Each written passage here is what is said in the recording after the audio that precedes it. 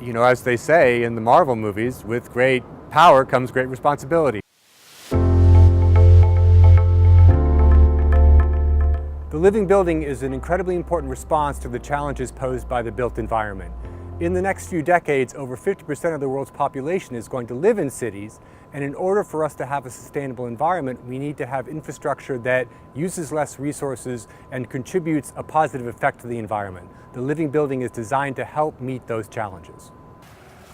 We have a large amount of effect on the natural environment, and so because of that, we are bound by our own sense of responsibility to do that in the least destructive way possible.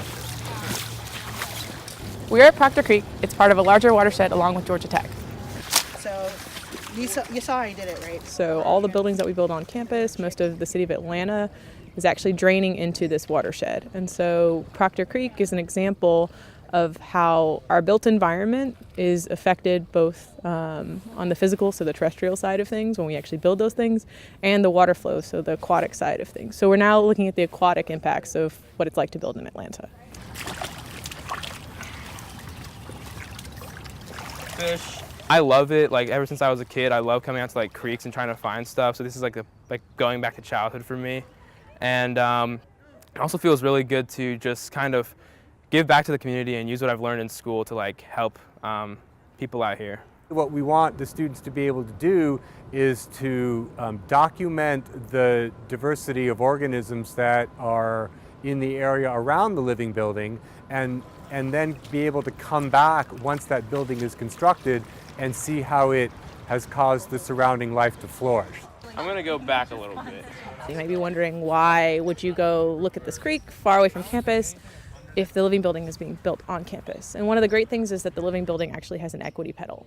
And so a part of that equity pedal is to think about how the ecosystem writ large, so the people and the way that they interact, as well as how the environment interacts with one another, those are all part of the building process. And so when the living building is being built, they're thinking very purposefully about the way the water table has changed and the organisms that are living there, the biodiversity on that site. So our students have gone out before the building, and they're going to go out during and after to measure what the biodiversity is in that space. But once the building is built, it will impact biodiversity in other places, and we'll be able to capture that with what they're doing. One of the biggest things I took away from this class is that we have a responsibility towards the ecosystem. I think we kind of tend to think, oh, the earth is the domain of humans. We can kind of just do whatever we want to it, but if we treat it that way, then everything's really going to crash, and that's really the end of it, and we're going to crash as a result. Oh, got a bag. There's like a dead fish right here.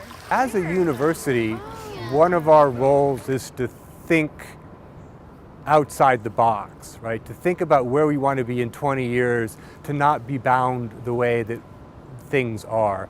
And I'm particularly proud of Georgia Tech in acting as a laboratory for the living building and for supporting the educational activities that allow students to learn about what's going on and to be better citizens and stewards of the planet going forward.